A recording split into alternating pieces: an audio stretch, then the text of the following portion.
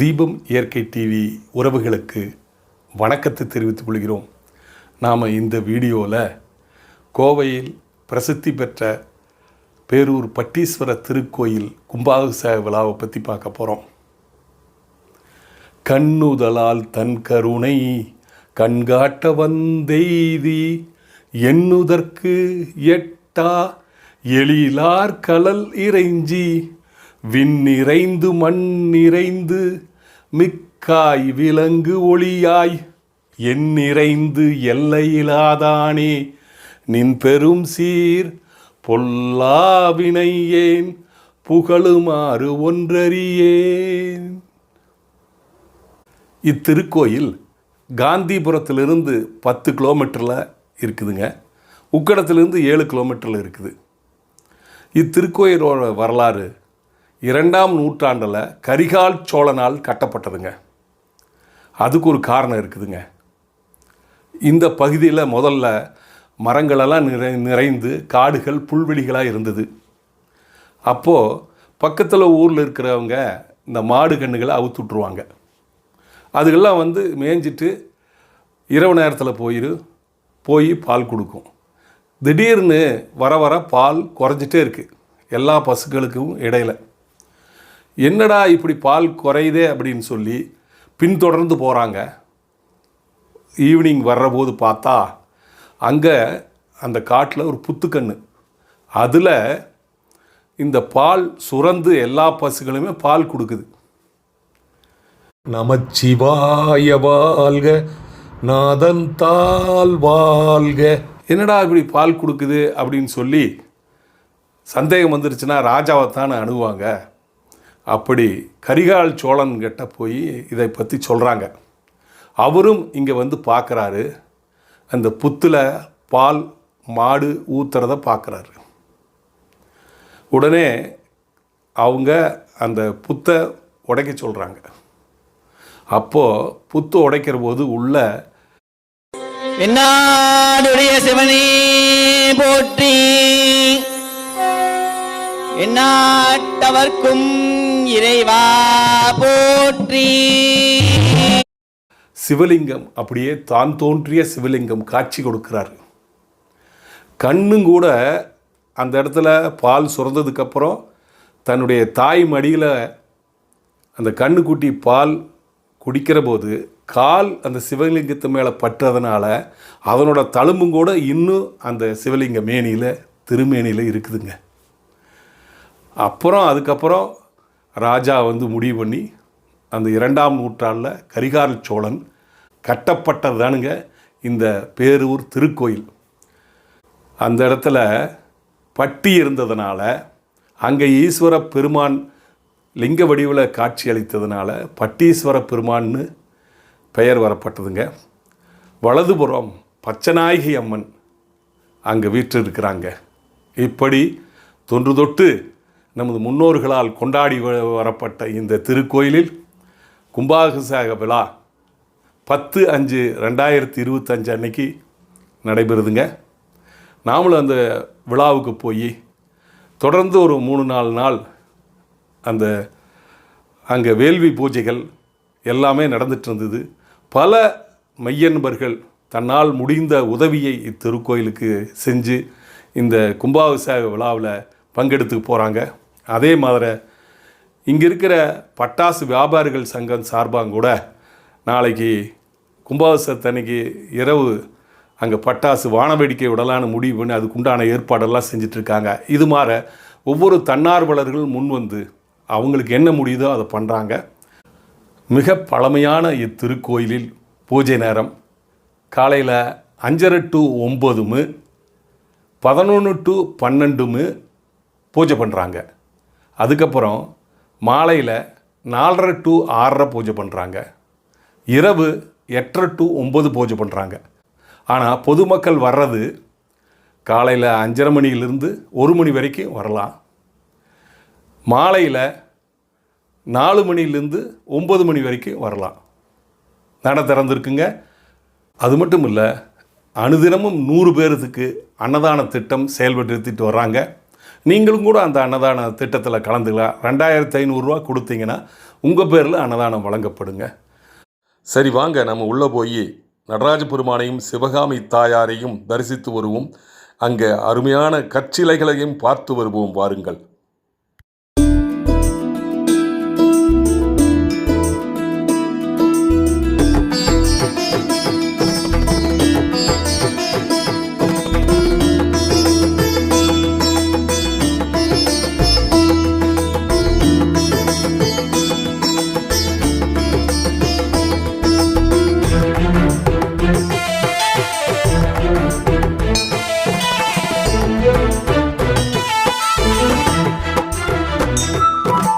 மார்கழி திருவிழா, பிரணவ மந்திர திருவிழா, மாதவ திருவிழா, சர்வமங்கள திருவிழா.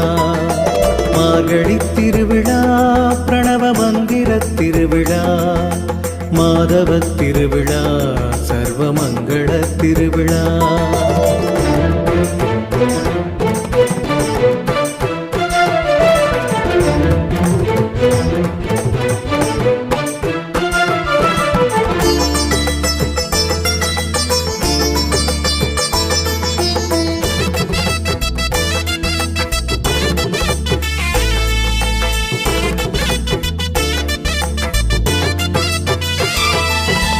சங்கம திருவிழா, பக்தி சிந்தையின் திருவிழா, சுந்தர திருவிழா, தீபச்சுடரொளி திருவிழா.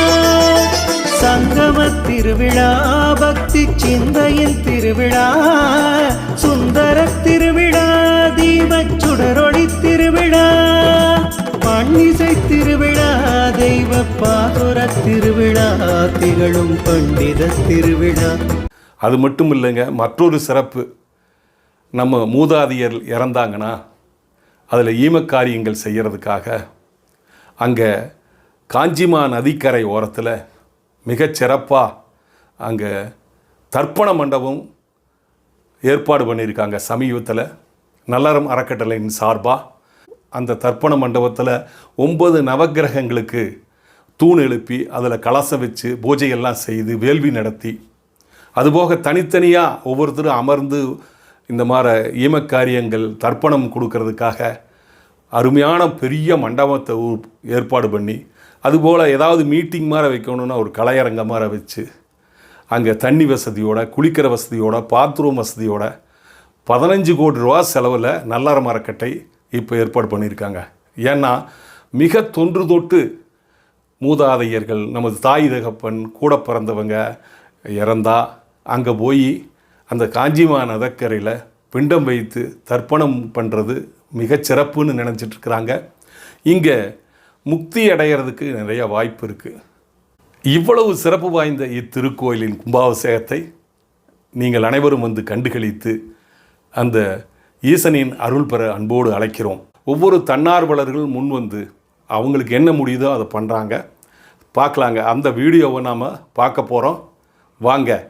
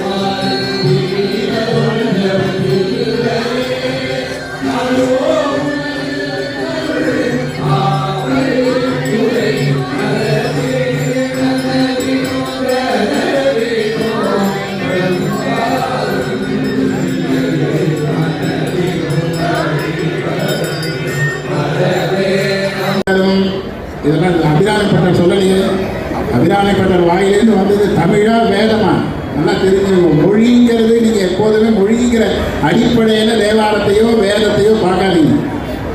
அது எல்லாமே வேதம், அது எல்லாமே மந்திரம். சுவாமியை அனுகிரகம் பண்ணி பாடினது எல்லாமே மந்திரம். அதை இடைச்செருகள் பண்ணுறதோ மாற்றி பாடுறதோ கூட அதற்கு என்ன பண்ணி என்ன இசை சொல்லியிருக்காவோ அப்படித்தான் பாடணும். அதை எந்த இடத்துல அதை உபயோகப்படுத்த சொல்லியிருக்காவோ அங்கே தான் அதை உபயோகப்படுத்தணும். ஜுரம் அடிச்சுன்னா டோலோ மாத்திரை போட்டுக்கணும், அனாசி மாத்திரை போட்டுக்கணும். வயிற்றால போனதுனாக்கா ஆண்டியால் மாத்திரை போட்டுக்கணும்.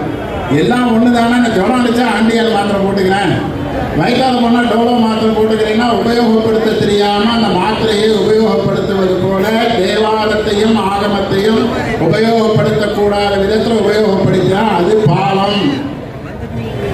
புரியுத? மந்திரம் அதில் போய் நாம் எதுவும் இடைச்சல்கள்லாம் பண்ணக்கூடாது. சுவாமி அப்படி பரம கருணாமூர்த்தியாக இந்த இடத்துல இருந்து என்ன பிரச்சனை, நமக்கு ஏன் இவ்வளோ குழப்பங்கள்லாம் வருது? பெரியவர்கள் சொன்னதை கேட்டுட்டு இருந்தாக்க நாம் நமக்கு எந்த குழப்பமும், அப்பா அம்மா சொன்னதை கேட்டால் குழந்தைக்கு குழப்பம் கிடையாது, வாத்தியார் சொல்றதை கேட்டால் ஸ்டூடெண்ட்ஸுக்கு எந்த குழப்பமும் கிடையாது. இவன் தனியாக ஒன்று சிந்திக்க ஆரம்பிச்சானாலும் இவன் குழம்பி போய் வைக்கணும். புரியுதா இந்த கான்செப்ட்? பெரியவா சொல்றதை கேட்டால், அப்பா அம்மா சொல்றதை கேட்டால் பிள்ளை நடந்தாங்கன்னா பிள்ளைக்கு தேவையில்லாத பிரச்சனைகள் மனத்தாங்கள்லாம் வரப்போகிறது. டீச்சர் சொல்றதை கேட்டுருந்தா ஸ்டூடெண்ட்ஸுக்கு எந்த பிரச்சனையும் வரப்போறது. சரணாகதி அடைஞ்சவங்க சுவாமி கிட்ட அங்க மணிவாசக பெருமான் குதிரை வாங்கிறதுக்கு பணம் எடுத்துட்டு ஆவடையாளர்களை தாண்டி போற சுவாமி அவரை கூப்பிடல.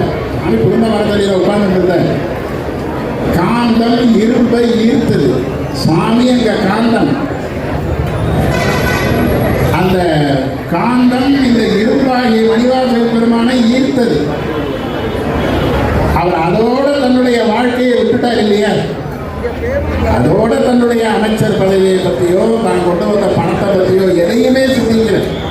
நீ எல்லாமே இந்த பரம்பொருள் தான், எல்லாமே இந்த சிவபெருமான் தான் என்று அவர் உபதேசித்த மந்திரத்தை வைத்து சிவபுராணம் பாடுறார். இந்த சரணாகதித்துவம் நம்ம கிட்ட இல்லாததுனாலதான் இதே அந்த பாண்டிய ராஜா அவரை குதிரை வாங்கி கொண்டு போன பணத்தை நீங்கள் கோயில் கட்டிட்டீங்கன்னு வைகை மணலில் சுட சுட நிற்க வச்சார், கஷ்டத்தை கொடுத்தார். அவர் அந்த கஷ்டம் அவரை பாதித்தீங்க. மாணிக்க வாசகர் நாவுக்கரசு பெருமான சுண்ணாம்பு காலவாயில் போட்ட நம்பிக்கை, திடமான நம்பிக்கை அவள் இருந்ததுனால அவளை அது பாதிக்கல. சுண்ணாம்பு காலவாயில் மட்டும் மாசில் நீனையும் மாலை பதிவுன்னு உனக்கு யாராவது பாட முடியுமா? இந்த புகைச்சப்பட்டாலே கண்ணெல்லாம் எரியுது, மூக்க சுற்றி விட்டு சளி.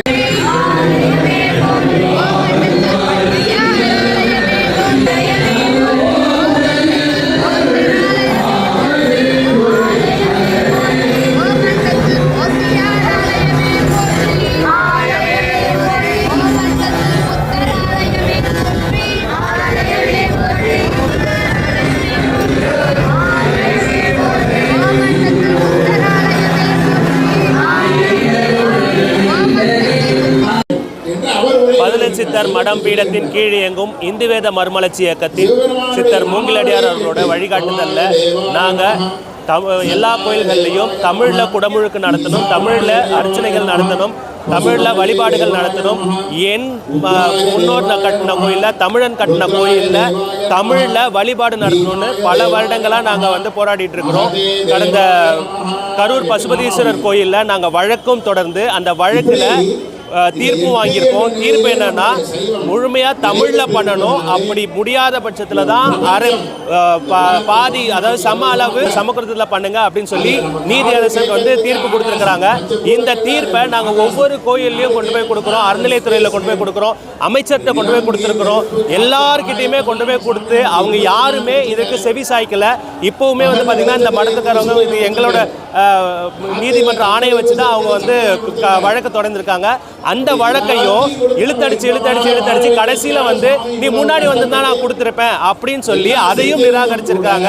அதுக்கப்புறம் ஏதோ போதா குறைக்கும் ஏதோ ஒன்று சொல்லியிருக்கிறாங்க, அடுத்த குடமுழுக்கெல்லாம் பார்க்கலான்ற மாதிரி சொல்லியிருக்காங்க. இது மாதிரி தொடர்ந்து தமிழ்நாட்டில் தமிழுக்கும் தமிழ் மக்களுக்கும் தமிழர்களுக்கும் துரோகம் விளைவித்துக் கொண்டிருக்கிறார்கள். இங்க இதுக்கு அதிகாரத்தில் இருக்கிற அத்தனை மக்களும் இதுக்கு உடன் போயிட்டு இருக்கிறாங்க. அது கோவில் நிர்வாகமா இருக்கட்டும், இல்ல கோவிலை நிர்வகிக்கிற அந்த பார்ப்பனர்களாக இருக்கட்டும், இல்ல இந்த அறநிலையத்துறையா இருக்கட்டும், காவல்துறையா இருக்கட்டும், அரசாங்கமா இருக்கட்டும், இந்த துறையினோட அமைச்சரா இருக்கட்டும், எல்லாருமே வந்து பாத்தீங்கன்னா தமிழுக்கு முழுக்க முழுக்க முழுக்க முழுக்க துரோகத்தை விளைவித்துக் கொண்டிருக்கிறார்கள். நான் தமிழ்ல பண்றேன், நான் தமிழுக்காக வந்திருக்கேன் அப்படின்னு சொல்லி மக்களை மீண்டும் மீண்டும் மீண்டும் மீண்டும் ஏமாற்றி இந்த மாதிரி அங்க பாத்தீங்கன்னா நான் கேட்கறது தமிழ் இங்க மாதிரி மேடையில உட்கார்ந்து தமிழ் பாட சொல்றது இல்ல. 3 இடங்கள்ல கேட்கிறோம். யாக குண்டங்கள்ல தமிழ் ஓதணும், இது கருவறையில் தமிழ் ஓதணும், மேலே கலச குண்டத்தில் தமிழ் ஓதணும். இப்படி இந்த 3 இடங்கள்லையும் நாங்கள் கேட்குறோம். இன்னைக்கு வரைக்கும் கொடுக்கல. அதனால நாங்கள் என்ன பண்ணியிருக்கோம் அப்படின்னா, நேராக நீதிக்கெல்லாம் அரசனான இந்த பட்டீஸ்வரர்கிட்ட நாங்கள் நீதி கேட்டு வந்திருக்கிறோம். நாங்கள் 3 நாட்களாக நாங்கள் இங்கே வந்து நீதி அருளாணை இடும்படியான பூசைகள் நடத்திட்டு இருக்கிறோம். முதல் நாள் நாங்கள் இங்கே தான் நடத்திட்டு இருந்தோம். இங்கேருந்து எங்களை துரத்துனாங்க, நாங்கள் அங்கே போய் உட்காந்தோம். அங்கேருந்து எங்க துரத்துனாங்க, நாங்கள் வெளியில போய் அந்த பிள்ளையார் கிட்ட உட்காந்து அந்த அரசமடி பிள்ளையார்கிட்ட உட்காந்து நாங்கள் பூசை பண்ணிட்டு இருந்தோம். இப்போ போய் பாருங்க, அந்த அரசமரத்தையும் க்ளோஸ் பண்ணிட்டாங்க. அதாவது தமிழ்ல நாங்கள் வந்து ஒரு பூசை கூட நான் பண்ணக்கூடாதுங்கிறதுக்காக தெளிவாக நேரடியாக தமிழர்களுக்கு துரோகம் விளைவித்துக் கொண்டிருக்கும். இந்த அனைவருக்கும் பட்டீஸ்வரர் பார்த்து கொண்டிருக்கிறார். நல்லா ஞாபகம் வச்சுக்கோங்க அதிகார வர்க்கத்தினரே, இந்த பூசை, இந்த பார்ப்பனர்களே, இந்த அரசாங்கத்தில் இருக்கிறவங்களே நல்லா கவனிச்சுக்கோங்க. பட்டீஸ்வரர் பார்த்துக்கிட்டு இருக்கிறாரு, பச்சை நாயகி அம்மன் பார்த்துக்கிட்டு இருக்கிறாங்க. இதுக்கெல்லாம் கட்டாயமாக உங்களுக்கு பதில் வரும். நீங்கள் இதற்கெல்லாம் பதில் சொல்லியே தீரணும். இது மக்கள்கிட்ட கொண்டு போய் சேர்க்கணுங்கிறதுக்காக தான் நாங்க இந்த மாதிரி போர்டை பிடிச்சிட்டு நாங்க இங்க நின்றுட்டு இருக்கிறோம். இது இல்லைங்க, இங்க பாத்தீங்கன்னா அங்க போர்டு போட்டிருக்கிறாங்க 12 திருமுறைகள் ஓதப்படும். ஒரு தமிழை கூட சரியா எழுத தெரியாத தமிழக அரசு, நீங்க எவ்வளவு கேவலம் பாருங்க. 12 திருமுறைக்கு 2 சுழி நானா தான் வரணும், அங்க 3 சுழி நானா போட்டிருக்கிறாங்க. 3 நாளா நாங்க சொல்லிக்கிட்டு இருக்கிறோம், அரசாங்கத்திட்ட சொல்றோம், இங்க அறநிலையத்துறையிட்ட சொல்றோம். இந்த தமிழை கூட சரியா எழுத தெரியாத இந்த பார்ப்பனர்கள், இந்த அறநிலையத்துறையை சார்ந்தவங்க, இந்த காவல்துறையா இருக்கட்டும், இந்த நீதித்துறையா இருக்கட்டும், இதை கூட சரியா பார்க்க முடியல. எவ்வளவு மெத்தனம் பாருங்க, அவ்வளவு கேவலப்படுத்துறாங்க, அவ்வளவு அசிங்கப்படுத்துறாங்க. தமிழர்களுக்காக நான் வாழ்றேன், தமிழுக்காக நான் வாழ்றேன் சொல்லி சொல்லி சொல்லி சொல்லி தமிழர்களை கீழே அசிங்கப்படுத்தி கீழே போட்டு நசுக்கிட்டு இருக்கிறாங்க. இதெல்லாம் கண்டித்து நாங்க பட்டீஸ்வரர்கிட்டையும் பச்சை நாயகி அம்மன் கிட்டையும் முறையிட்டு இருக்கிறோம். நீங்க நல்லா ஞாபகம் வச்சுக்கோங்க, நீங்க கட்டாயம் இதுக்கு பதில் சொல்லியே தீரணும். நன்றி. நாளை நடக்கிற கும்பாபிஷேகத்திற்கு சிறப்பான ஏற்பாடுகளை அறநிலையத்துறை செய்து கொண்டிருக்கிறார்கள். கோயில் எங்கும் அழகாக வண்ணம் தீட்டப்பட்டு மலர் மாலைகளால் அலங்கரிக்க இருக்கிறார்கள். இதற்காக ஒரு மண்டபம் பிடித்து அந்த மண்டபத்திலே மலர் மாலைகளை தொடுக்கும் வேலையை பல பணியாளர்கள் செய்து கொண்டிருக்கிறார்கள். பாருங்கள், திருக்கோயிலேயே அப்படியே மலர்களால் மாலைகளால் அலங்கரிக்கப் போகிறார்கள். நாளை அவசியம் வந்து கண்டுகளியுங்கள். 56 குண்டம் அமைத்து ராஜ யாகசாலையிலே வேள்வி பூஜைகள் மிகச் சிறப்பாக தற்போது நடந்து கொண்டிருக்கிறது. இந்த பூமாலைகள் தான் நாளை திருக்கோயிலையே அலங்கரிக்கப் போகிறது. மிகச் சிறப்பான ஏற்பாடுகளை அறநிலையத்துறை செய்து கொண்டிருக்கிறார்கள். பல சிவனடியார்கள் முன்னின்று செய்து கொண்டிருக்கிறார்கள். நாளை நடைபெறும் கும்பாபிஷேக விழாவிற்கு வருகை தந்து இறைவன் அருளை பெற வேண்டுகிறோம். நாளை மாலை 6 மணி அளவிலே பட்டாசு வியாபாரிகள் சார்பாக பட்டாசு வானவேடிக்கை நடைபெறுகிறது. அதை தீபம் இயற்கை டிவியிலே லைவாக நீங்கள் பார்க்கலாம். உங்கள் வாழ்நாள் கனவு காத்திருக்கிறது. வீடு கட்ட தகுதியான இடம் மிக குறைந்த மனைகளே உள்ளன. ரத்தினம் கல்லூரி அருகில் 100 அடி ரோட்டுக்கு முன்புறம் சொந்த நிலம் வாங்க சரியான இடம். கார்ப்பரேஷன் லிமிட்டில் உள்ளது. டிடிசிபி அப்ரூவ்டன். சுந்தராபுரம் மதுக்கரை ரோடு மேம்பாலம் அடியில். 9894787369. வீடு கட்ட 90% லோன் ஏற்பாடு செய்து தருகிறோம்.